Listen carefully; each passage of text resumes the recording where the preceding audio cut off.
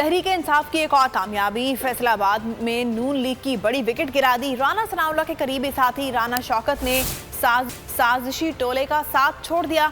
इमरान खान पर एतमाद का इजहार करते हुए राना शौकत ने साथियों समेत तहरीके इंसाफियत इख्तियार कर ली। राना शौकत फैसलाबाद की सराफा मार्केट के बड़े ताजिर भी हैं। मंजिल, रास्ता, जज्बा, भयानक सच्चाई से हटाए पर्दे और तोड़ डाली झूठ की बेड़ियां। सलाखों से डरना कैसा जब चट्टानों ने पाला हो।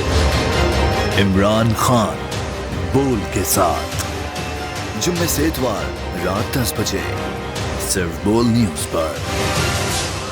सबसे ज्यादा व्यूज, सबसे ज्यादा रील्स और सबसे ज्यादा रेटिंग के साथ बोल अब भी नंबर 1 पोजीशन पर बरकरार।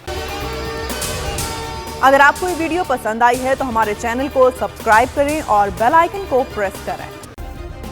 सब्सक्राइब करें और बेल दबाएं ताकि कोई खबर रह न जाए।